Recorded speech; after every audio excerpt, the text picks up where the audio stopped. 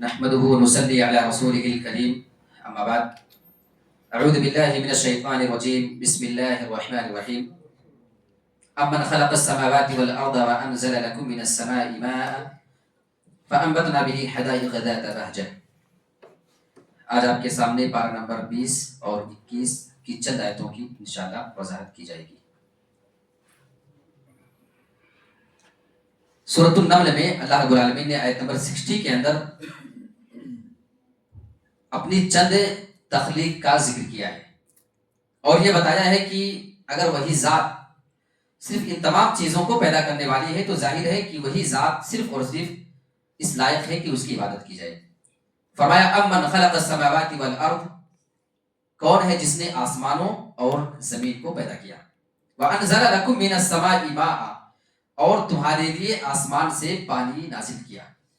اللہ تعالیٰ نے ایک تو زمین اور آسمان بنائے، اسی طریقے سے زمین اور آسمان بنانے کے بعد اللہ تعالیٰ نے زمین کی ضرورت کو پوری کرنے کے لیے ایک بہت بڑی جو زمین کی ضرورت ہے وہ پانی ہے، اللہ تعالیٰ نے اس کو آسمان سے نازل کیا ہے۔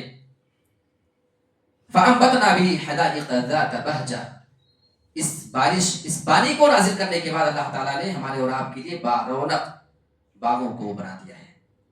یہ باغ، یہ باغیچے کس قدر انسان کے لیے مفید ہیں، کس قدر انسان کے لیے ضروری ہے۔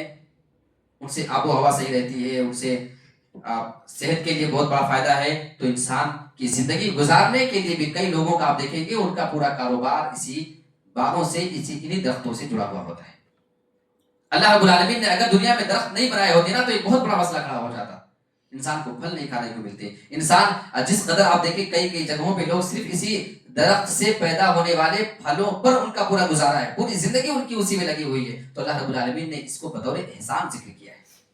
اسی طریقے سے اللہ فرماتا ہے امن جعل الارض قرارا، تمہارے لیے زمین کو اللہ رب العالمین نے رہائش کے لائق بنا دیا، رہنے کے قابل زمین کو بنا دیا۔ زمین بڑی اوپر نیچے ہے، زمین ہے تو بڑی ناہموار، کہیں پہاڑ ہے، کہیں جھیل ہے، کہیں دریا ہے، کہیں بیابان ہے، کہیں کچھ ہے، لیکن ان تمام کے باوجود اللہ تعالیٰ نے اس زمین کو ہمارے اور آپ کے لیے رہنے کے لائق بنا دیا۔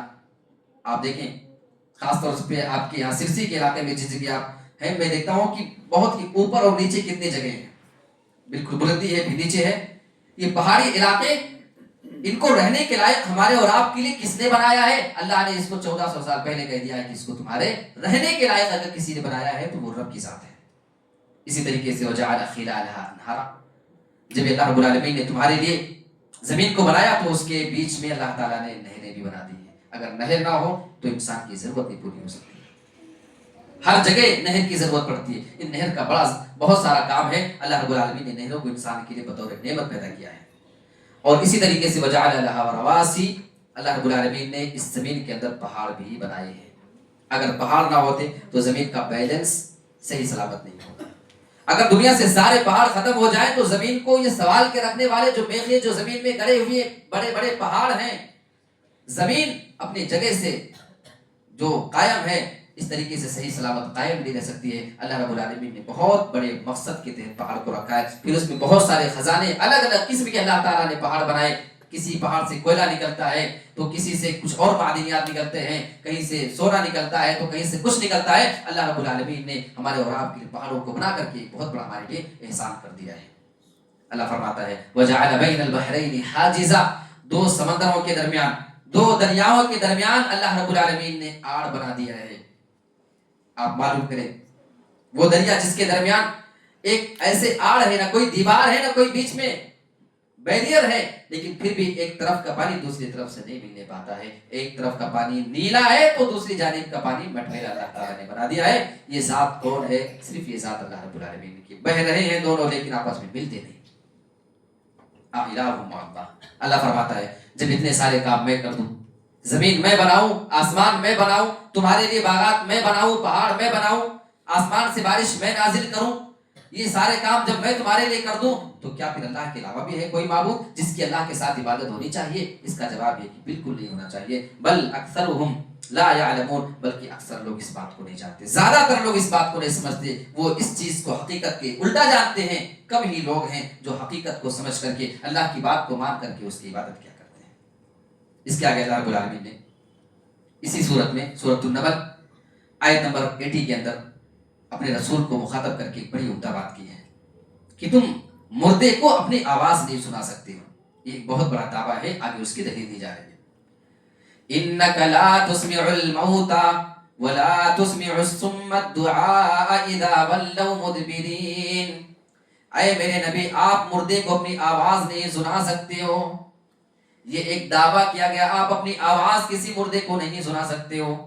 اس کی دلیل کیا؟ اللہ دلیل دے رہا ہے وَلَا تُسْمِعُ الصُّمَّ الدُّعَاءَ إِذَا وَلَّوْا مُدْبِرِينَ. آپ اپنی آواز کسی گونگے کو بھی نہیں سنا سکتے، کسی بہرے کو اپنی آپ آواز نہیں سنا سکتے ہیں. جب وہ آپ سے پیٹھ پھیر کر کے جانے لگے تو آپ اپنی آواز اس کو بالکل بھی نہیں سنا سکتے ہیں. جب یہ کہہ دیا گیا تھا کہ آپ مردے کو اپنی آواز نہیں سنا سکتے ہیں تو یہ بتانے کی کیا ضرورت تھی کہ آپ بہرے کو بھی اپنی آواز نہیں سنا سکتے؟ اس کا جواب یہ ہے، جب اللہ نے یہ کہہ دیا تو مردے کو اپنی آواز نہیں سنا سکتے ہو، یہ ایک دعویٰ تھا.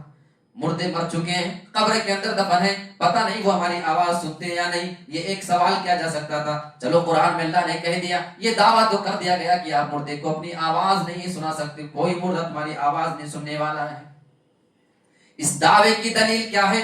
اللہ اس کی دلیل دے رہا ہے اگر آپ کسی بہرے کو اپنے سامنے اپنی آواز سنانا چاہیں تو آپ اس کو بھی نہیں سنا سکتے ہیں. اذا ولوا مدبرین، اور جب وہ آپ سے پیٹھ پھیر کر کے جانے لگے تب تو آپ اپنی آواز بالکل نہ سنا سکتے ہیں، نہ اس کو سمجھا سکتے ہیں. یہ کہنے کی اچھا کیا ضرورت تھی جب وہ پیٹھ پھیر کر کے بہرا آدمی جانے لگے. بہرا تو ایسے بھی نہیں سنے گا نا، ایسے سامنے موجود ہے بولے نہیں سن پائے گا، سنے گا نہیں. لیکن کبھی کبھی بہرا آدمی ہو اور آپ سامنے سامنے بالکل بات کریں، آپ کے ہونٹ کے اشارے کو دیکھ کر کے آپ کی باتوں کو سمجھ لیتا ہے. دیکھا ایسے بہرے ہم نے دیکھے جی، آپ کے ہونٹ کے اشارے سے سمجھ جاتا کہ آپ نے کیا کہا ہے. اللہ فرما رہا ہے ٹھیک ہے سامنے ہو تو شاید تمہاری کچھ باتیں سمجھ سکے، بھلے سنا ہی نہ دے. اذا ولوا مدبرین، جب حال یہ ہو کہ پیٹھ پھیر لے آپ کی جانب، جب اس کا چہرہ بھی نہ ہو، آنکھ سے دیکھ بھی نہ رہا ہو آپ کو، پیٹھ پھیر کر کے جب وہ جانے لگے نا تب تو ہرگز نہیں سنا سکتے ہیں. پھر آپ اپنی آواز اس کو بالکل نہیں جو ہے بتا سکتے اور نہ سمجھا سکتے ہیں.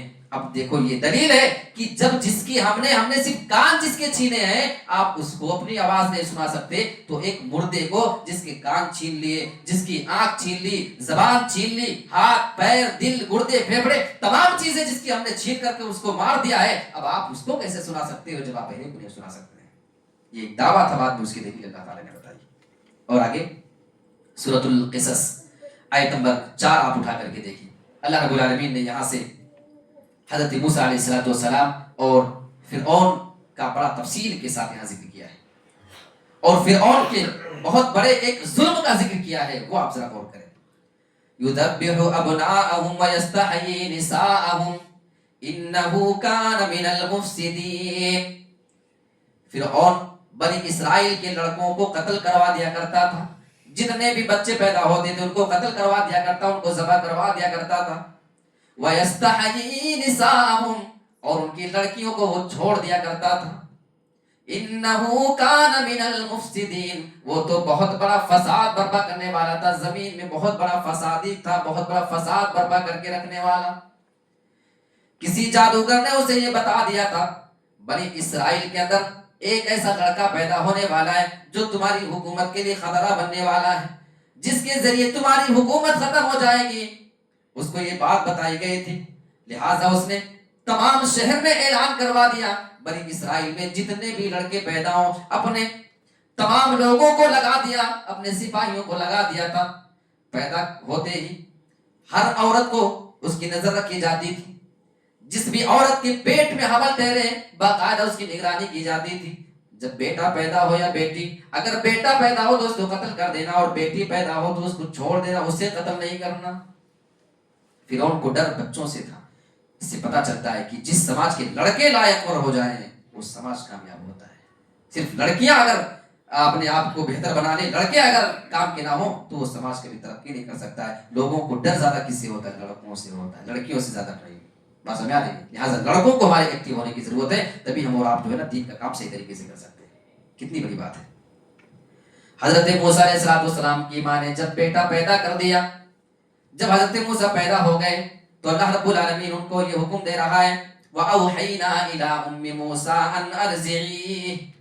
جب حضرت موسیٰ کی ان کے پیٹ سے جب موسیٰ علیہ السلام پیدا ہوتے ہیں، اللہ حکم دے رہا ہے کہ میں نے انہیں یہ آرڈر کر دیا، میں نے ان کو یہ بتا دیا کہ آپ اپنے بیٹے کو بے فکر ہو کر کے دودھ پلائیں، آپ کو پریشان ہونے کی ضرورت نہیں۔ فَإِذَا خِفْتِ عَلَيْهِ فَأَلْقِيهِ فِي الْيَمِّ، اگر آپ کو اپنے بیٹے کے بارے میں ڈر لگنے لگے، اگر آپ کو یہ لگے کہ آپ کے پاس آپ کا بیٹا محفوظ نہیں ہے، فرعون کے سپاہی اس کو مار ڈالیں گے، تو ایک کام کرنا، آپ اسے صندوق میں رکھ کر کے سمندر کے حوالے کر دینا۔ وَلَا تَخَافِي وَلَا تَحْزَنِي، اور ایسا کرنے کے بعد تم ڈرنا نہیں، تم غمگین نہیں ہونا، تم پریشان نہیں ہونا، کیونکہ جب وہ بیٹا تمہارے پاس رہے گا، تمہاری گود میں رہے گا، اس وقت تم اس کی حفاظت کرو گی، لیکن جب وہ میرے حکم سے تم کر دو گی تو اس کی حفاظت پھر میں کرنے والا ہوں۔ کتنی عجیب بات ہے نا، ایک بیٹا جب اس کے بارے میں ماں ڈرتی ہے تو اس کو سینے کے قریب لگا لیتی ہے، لیکن اللہ کہہ رہا ہے جب ڈرنا تو سمندر میں ڈال دینا۔ کتنی بڑی آزمائش تھی، اللہ اکبر، کیا ایمان تھا ان کا۔ اللہ رب العالمین نے آرڈر کیا اور ادھر سمندر کے حوالے کر دیا گیا۔ یہ اللہ رب العالمین کی اصل فرما برداری، ادھر آرڈر آیا اور ادھر وہ کام کر گزری، سوچا بھی نہیں کہ اللہ پھر ہمارے بیٹے کا کیا حال ہوگا۔ یہ ان کا ایمان تھا۔ اپنی بیٹی کو، حضرت موسیٰ کی ایک بہن تھی، ان کو ان کے پیچھے لگا دیا کہ جاؤ اور نگرانی کرتے رہنا کہ یہ لڑکا جا کہاں رہا ہے۔ فرعون کے محل کے پاس وہ صندوق جا کر کے جب رکا، اس کا محل سمندر کے کنارے، دریا کے کنارے، اس سے پتہ چلتا ہے کہ بڑے بڑے لوگوں کی بڑی پرانی عادت اور یہ شوق رہا ہے کہ دریا، سمندر اور جھیل کے کنارے اگر گھر اور محل بنائیں تو زیادہ خوبصورت اور زیادہ اچھا مانا جاتا تھا۔ یہ ٹائم جہاں موسیٰ اور فرعون کے زمانے سے بات چلی آ رہی ہے اور آج بھی وہ چیز لوگ پسند کر رہے ہیں۔ کتنی ایسی جگہیں آپ دنیا میں دیکھ لیں، سمندر کے کنارے گھر قیمتی ہے، سمندر کے کنارے اور جھیل کے کنارے کے مکانات زیادہ قیمتی ہوتے ہیں۔ یہ چیز بہت پرانی چلی آ رہی ہے، یہ کوئی آج نئی ایجاد نہیں ہے۔ اب وہ جب بہتے بہتے فرعون کے محل کے پاس گیا، اس کو نکالا گیا، دیکھا گیا اس میں بڑا خوبصورت لڑکا۔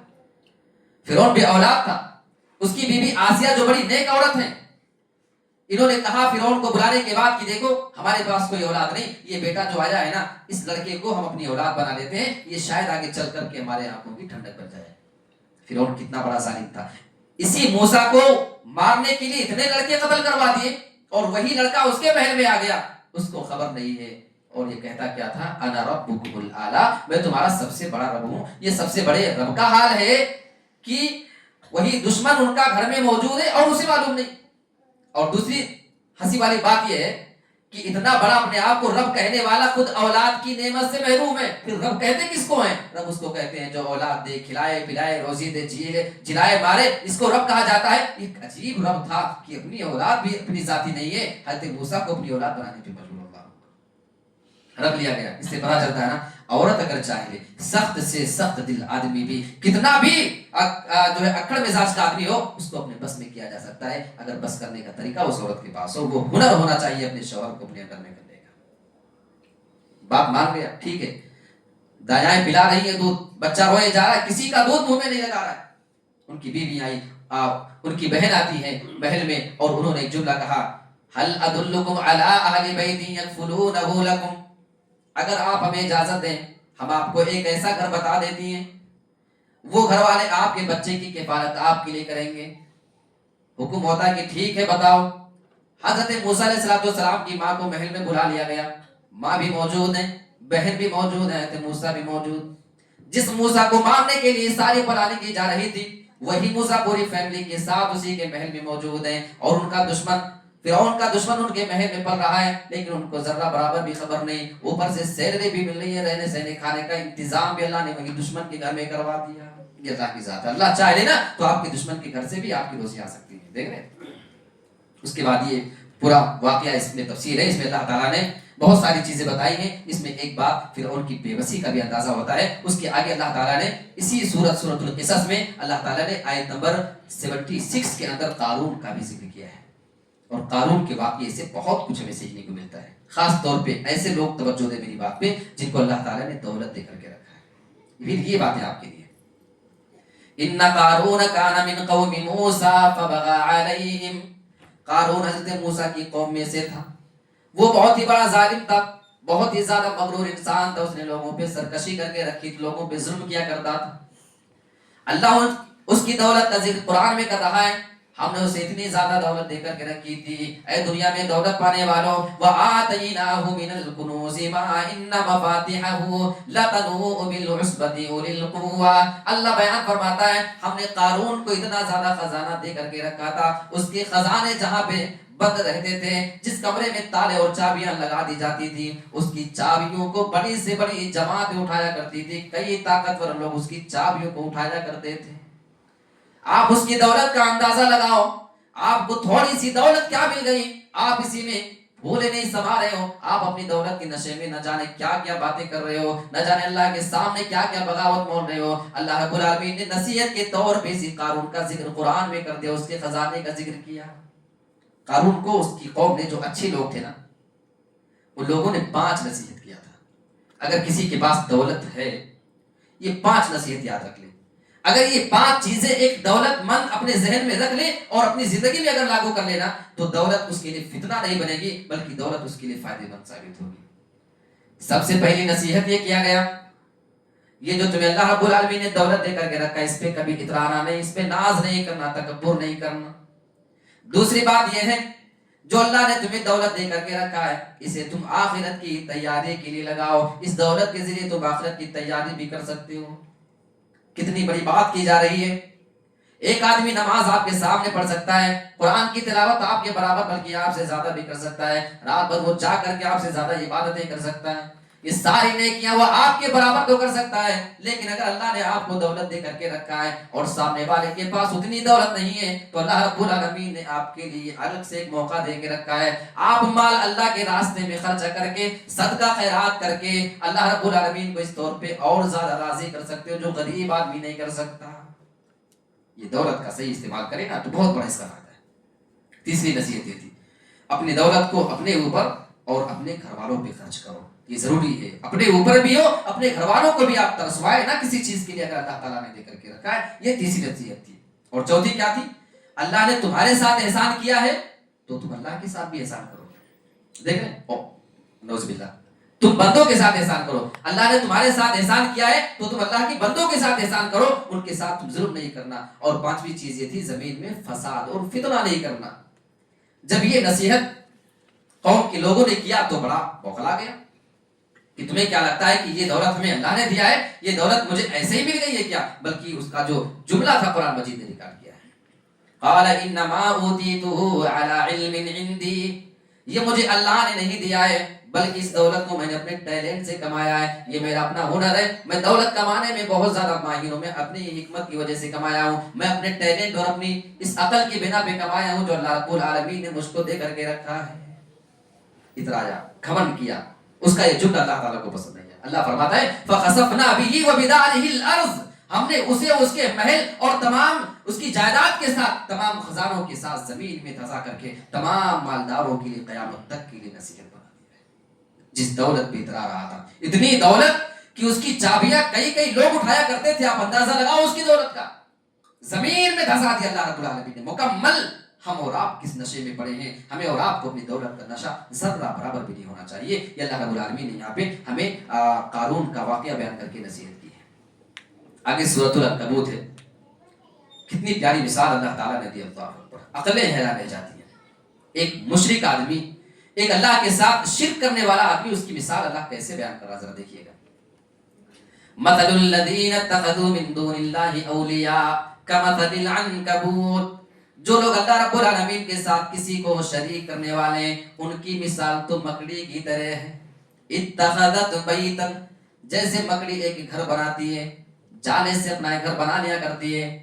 وَإِنَّ أَوْهَنَ الْبُيُوتِ لَبَيْتُ الْعَنْكَبُوتِ. اور سارے گھروں میں سب سے زیادہ اگر کسی کا کمزور گھر ہوتا ہے تو مکڑی کا گھر ہوا کرتا ہے. اللہ بیان فرما رہا ہے جیسے مکڑی کا گھر سب سے زیادہ کمزور ہوتا ہے، یہی مثال اللہ کے ساتھ شرک کرنے والوں کی ہے. اب سوال یہ پیدا ہوتا ہے، اللہ نے مشرکوں کی مثال مکڑی کے گھر اور اس کے جالے سے کیوں دی ہے؟ اس میں 2 باتیں. جس طریقے سے مکڑی کا جالا جھاڑو میں لگا کر کے اس کو نکال کر کے کہاں ڈالتے ہو؟ کوڑے دان میں ڈال دیتے ہو، ٹھیک ہے. ایسے ہی مشرکوں کی تمام نیکیوں کو کل قیامت کے دن اٹھا کر، اگر وہ اللہ کے ساتھ شرک کرتا ہے چاہے جتنی نیکیاں کر لے، جیسے مکڑی کے جالے کو اٹھا کر جھاڑو سے نوچ کر کے کہاں ڈال دے؟ کوڑے دان میں. ایسے مشرک آدمی کی تمام نیکیوں کو اٹھا کے کل قیامت کے دن کوڑے دان میں ڈال دی جائے گی, ڈسٹ بین میں, خلاص کچھ نہیں فائدہ دینے والا. یہ ایک وجہ ہے مثال دینے کی. اور دوسری وجہ کیا ہے؟ مکڑی جو اپنا گھر بناتی ہے تو باہر سے کسی بھی مٹیریل اور سامان کا استعمال نہیں کرتی ہے. کبھی دیکھا ہے مکڑی کو باہر سے کچھ لا کے گھر بناتی ہے؟ نہیں بناتی. اس کے علاوہ سبھی جاندار چیزیں باہر سے لا کر کے ہی کچھ استعمال کر کے گھر بناتے ہیں. لیکن مکڑی ایک اکیلا ایسا جانور ہے جو باہر سے کچھ بھی نہیں لاتا, وہ اپنے ہی اندر سے وہ نکال کر کے لعاب اور اس کے تھوک سے گھر بناتا ہے. اللہ تعالیٰ نے فرمایا ان مشرکوں کی مثال مکڑی کی طرح ہے. مطلب جیسے وہ باہر سے کسی مٹیریل کا استعمال نہیں کرتی, صرف اندر کی چیزوں کا استعمال کرتی ہے, اپنے لعاب اور اپنے تھوک کا. ایسے ہی یہ مشرک لوگ جو اللہ کے ساتھ شرک کرنے کی کوئی دلیل لے کر کے آتے ہیں نا, تو باہر سے کوئی دلیل ان کے پاس نہیں ہے, نہ قرآن کی ہے, نہ حدیث کی ہے, نہ کہیں سے. سب اپنے اندر کی نکال کر کے باتیں ہی پیش کر کے توڑ مروڑ کر کے اور بنا کر کے شرک کی دلیل بنایا کرتے ہیں. ان کی مثال تو مکڑی کی طریقے سے ہے. تو مثال سمجھ میں آ گئی آپ کو؟ کتنی پیاری اللہ تعالیٰ نے یہاں پہ مثال دے کر کے یہ بات میں بتائی ہے. اور آگے چلیں. اللہ رب العالمین نے سورۃ الروم کے اندر آیت نمبر 21, آیتیں بہت ساری لیکن چند آیتوں کو میں چھوڑ رہا ہوں. اللہ تعالیٰ نے شوہر اور بیوی کے رشتے کو بھی سمجھایا ہے. وَمِنْ آيَاتِهِ أَنْ خَلَقَ لَكُم مِّنْ أَنفُسِكُمْ أَزْوَاجًا لِتَسْكُنُوا إِلَيْهَا وَجَعَلَ بَيْنَكُم مَّوَدَّةً وَرَحْمَةً. اللہ رب العالمین بیان فرما رہا ہے یہ اللہ کی نشانیوں میں سے ایک بہت بڑی نشانی ہے. أَنْ خَلَقَ لَكُم مِّنْ أَنفُسِكُمْ أَزْوَاجًا, اللہ نے تمہاری جنس سے, تمہاری ہی نسل سے تمہارے لیے بیویوں کو بنا دیا ہے. یہ اللہ کا بہت بڑا احسان ہے. ایک منٹ کے لیے آپ ذرا تصور کریں, اگر انسان کو اپنے جنسی خواہش کو پوری کرنے کے لیے کسی دوسری چیز کو پیش کر دیا جاتا, کیا وہ آدمی کبھی سکون حاصل کر سکتا تھا؟ اللہ بیان فرماتا ہے ہم نے تمہاری بیویاں جو بنائی تمہاری جنس اور تمہاری نسل کی اسی بنا پہ بنائی, لِتَسْكُنُوا إِلَيْهَا, تاکہ تم اس سے سکون حاصل کر لیا کرو. وَجَعَلَ بَيْنَكُمْ مَوَدَّةً وَرَحْمَةً, اور اللہ رب العالمین نے تمہارے درمیان اور تمہاری بیویوں کے درمیان محبت اور الفت قائم کر دیا ہے. محبت اور رحمت تمہارے دونوں دنوں میں قائم کر دیا ہے. اگر شوہر اپنی بیوی کو نہ دیکھے یا بیوی اپنے شوہر کو نہ دیکھے, وہ دونوں بے قرار رہا کرتے ہیں. یہ محبت کس نے ڈالی ہے؟ اللہ نے ڈالی. آپ کا لڑکا سرسی کا رہنے والا, لڑکی آپ بنگلور سے لے آئے, لڑکے نے لڑکے کو کبھی نہیں دیکھا, کبھی ایک دوسرے کو ایک منٹ کے لیے نہیں جانتے تھے, صرف نکاح ہو جائے بس, پہلے سے کوئی تعلق نہ ہو. لوگ کہتے ہیں نا کہ ایک دوسرے کو جاننے کے لیے, ایک دوسرے کے مزاج کو سمجھنے کے لیے فون سے بات کر لینا ضروری ہے, نہ جانے کیا کیا لوگ دلیلیں دے کر کے گنجائش نکالتے ہیں. اللہ فرماتا ہے اس کی کوئی ضرورت نہیں, نکاح کر لو, خود بخود ہم تمہارے درمیان محبت ڈال دیں گے. اور اگر آپ کو لگتا ہے کہ جاننا ضروری ہے, پہلے تعلقات قائم ہو جائے, فون پہ بات چیت ہونے لگے, چند ملاقاتیں ہو جائیں, ایک دوسرے کے مزاج کو سمجھ سکتے ہیں, تو نہ جانے ہمیں کتنے لوگ ایسے ملتے ہیں کہ شادی سے پہلے تو ان کے بچے تک ہو گئے اور پتہ چلا شادی کے بعد طلاق ہو گئی. دیکھا ہے, اتنا سمجھ لیا, اتنا ایک دوسرے کے ساتھ رہ لیا, اس کے باوجود یہ حال ہے. تو ایک دوسرے کو سمجھنے کے لیے, ایک دوسرے کی مزاج کو پرکھنے کے لیے پہلے سے تعلق قائم کرنا ضروری نہیں, نکاح کے بعد آٹومیٹک اللہ وہ محبت ڈالتا ہے. تو شادی سے پہلے بات کرنا, شادی سے پہلے ملنا جلنا, انگوٹھی پہنانا, یہ تمام رسم و رواج یہ ہمارے شریعت کے دائرے سے باہر ہے. اللہ فرماتا ہے دیکھو ہم نے تمہارے درمیان جو محبت اور یہ رحمت ڈالی ہے نا, صرف اس بنا پہ نہیں کہ شوہر اپنی بیوی سے جنسی خواہش پوری کرتا ہے, بیوی اپنے شوہر سے سکون حاصل کرتی ہے, صرف اس لیے نہیں ڈالی ہے. اگر یہ بات ہوتی تو ایک بوڑھے آدمی 60-70 سال کا آدمی ہے, اس کی بیوی انتقال کر جاتی ہے بڑھاپے میں, اب تو اس سے کوئی جسمانی خواہش کی ضرورت نہیں ہے اسے, لیکن اب اس کے انتقال کے بعد یہ کیوں رو رہا ہے؟ اس لیے کہ جسمانی خواہش جو ہوتی تھی اب وہ پوری نہیں ہو رہی ہے, اس وجہ سے نہیں, بلکہ اللہ نے جو محبت ڈالی تھی, جو رحمت ڈالی تھی, اس کا تقاضا ہے کہ آج بڑھاپے میں بھی بیوی کی جدائی میں رو رہا ہے. انسان دوسری شادی بھی کر لیتا ہے, کبھی کبھی دوسری بیوی موجود ہے, جنسی خواہش تو پوری ہو رہی ہے, لیکن یاد کر کے پرانی بوڑھی بیوی کو رو رہا ہے. کیوں؟ کیونکہ اللہ تعالیٰ نے محبت اور الفت قائم کی ہے. اللہ کے نبی حضرت خدیجہ رضی اللہ تعالیٰ عنہ کو یاد کر کے کتنا روئے, بار بار یاد کرتے تھے. حضرت عائشہ رضی اللہ تعالیٰ عنہ تو کہا بھی کرتی تھی کیا اس بڑھیا کو یاد کرتے ہیں بار بار, سوکن تھی, ایک جلن ہو جاتی تھی دل میں. اللہ کے نبی منع کرتے تھے کہ تم وہ چیز کو نہیں سمجھ سکتے ہو. کیوں؟ وجہ کیا ہے؟ وجہ یہ نہیں کہ جنسی خواہش سے پوری ہو رہی تھی, وجہ یہ ہے کہ وہ محبت اور وہ رحمت اللہ نے ڈالی تھی, اس کو دنیا کی کوئی طاقت اس کے دل سے نہیں نکال سکتا ہے. اور آگے چلیں. اللہ رب العالمین نے ماں باپ کا مقام ہمیں اور آپ کو سمجھایا ہے. سورہ لقمان آیت نمبر 14 اٹھا کر کے دیکھیں, آیت نمبر 14 اٹھائیں. اللہ فرماتا ہے وَوَصَّيْنَا الْإِنسَانَ بِوَالِدَيْهِ, ہم نے انسان کو اس کے ماں باپ کے بارے میں نصیحت کر دی, تم اپنے ماں باپ کے ساتھ ہمیشہ اچھا سلوک کرتے رہنا. قرآن کی کتنی آیتیں اس چیز پہ ہمیں دلالت کرتی ہیں. حملته امه وهنا على وهن, اللہ رب العالمین آگے ماں کی تکلیف کا ذکر کر رہا ہے, یعنی ماں باپ دونوں کا ذکر اللہ نے ایک ساتھ کر دیا, لیکن اللہ رب العالمین یہاں ماں کا الگ سے مقام بتا رہا ہے. تمہاری ماں نے تمہیں 9 مہینے تک مکمل پیٹ میں رکھ کر کے تکلیف پہ تکلیف برداشت کر کے تمہیں رکھا ہے. وَحْنَنْ عَلَىٰ وَحْنٍ, تکلیف پہ تکلیف, پریشانی پہ پریشانی, ایک تکلیف نہیں. اللہ نے کہا کئی پریشانیاں اس کے سامنے آتی ہیں. آپ اگر غور کریں نا, اللہ نے یہاں نکرہ کا استعمال کیا, کامل لفظ ہے وَحْنَنْ, تکلیف, کئی طرح کی تکلیف, کوئی ایک خاص تکلیف نہیں اس کو ہوتی تھی, بہت قسم کی تکلیف کو برداشت کر کے تمہاری ماں نے تمہیں اپنے پیٹ میں رکھا تھا. اور وہ تکلیف انسان اس کو نہ سوچ سکتا ہے نہ اس کو تصور کر سکتا ہے. وہ ایک ماں بتا سکتی ہے کہ اس وقت ماں کو کیا تکلیف ہوتی ہے جب وہ بچے کو اپنے پیٹ میں رکھتی ہے. ایک آدمی تھا اپنی ماں سے بڑی محبت کرنے والا, کہیں بھی جائے ماں میرے لیے سب سے ضروری ہے, ماں ساتھ میں ہونی چاہیے, کوئی دوسرا ہو رہا ہو میری ماں سب سے پہلے میرے سامنے ہونی چاہیے. ایک اس کا دوست اعتراض کرتا ہے کیا ہر جگہ ماں ماں, جہاں جاؤ جہاں ماں, کیا وجہ ہے اپنی ماں سے اتنی محبت کیوں کرتے ہو, ہر جگہ آپ کو آپ کی ماں ضروری ہے. اس نے ایک جواب دیا تھا, اپنے دوست کو اپنے پاس بلایا, ادھر آؤ. اس کے پیٹ میں اس نے 2 اینٹ باندھ دی اور کہا کہ وہاں سے چل کر تھوڑی دیر میں میرے پاس آنا, پھر میں بتاتا ہوں. چند قدم چلتا ہے, وزن پیٹ کا برداشت نہیں ہو رہا ہے. آیا تھوڑی دیر کے بعد, بولا بڑی مشکل ہو رہی ہے, ذرا یہ اینٹ کھولو تب میں وہاں جاؤں اور اس کے بعد آسانی سے آ سکتا ہوں, کیونکہ یہ برداشت نہیں ہو رہا پیٹ کا وزن. اس نے کہا واہ صاحب, اوپر سے میں نے اینٹ باندھ دی اور چند منٹ کے لیے چند قدم نہیں چل سکتے ہو. وہ میری ماں مجھے پورے 9 مہینے تک اپنے پیٹ میں رکھ کر کے مجھے گھومی ہے, چلی ہے, پھری ہے, اٹھی ہے, بیٹھی ہے, بیمار ہوئی ہے, تمام پریشانیاں میرے لیے برداشت کی ہے. اس بنا پہ مجھے اپنی ماں سے اتنی زیادہ محبت ہے. جو تمہارا سوال تھا اس میں تمہارا جواب چھپا ہوا ہے. اس کا اعتراف تو اللہ کرتا ہے. نوجوان کبھی سوال کرتا, ماں تو نے میرے لیے کیا کیا ہے؟ اگر یہ جواب چاہیے قرآن کی آیت اٹھاؤ, سورہ لقمان آیت نمبر 14 اٹھاؤ. اللہ فرماتا ہے حملته امه وهنا على وهن, تکلیف پہ تکلیف اور پریشانی پہ پریشانی برداشت کر کے تیری ماں نے تجھے اپنے پیٹ میں رکھا تھا. وفصاله في عامين, اتنا ہی نہیں 2 سال تک تجھے اپنے خون کو دودھ کی شکل میں پلانے والی ہستی تیری ماں ہے. اللہ فرماتا ہے اب تجھے شکر ادا کرنا ہے. کس کا؟ انشکر لی, تو میرا شکر ادا کر. میں نے تجھے دنیا میں پیدا کیا, میں نے تجھے اس قابل بنایا کہ تو انسان بنا ہے, اور اگر صرف میرا شکر ادا کرے گا تو کام پورا نہیں ہوگا.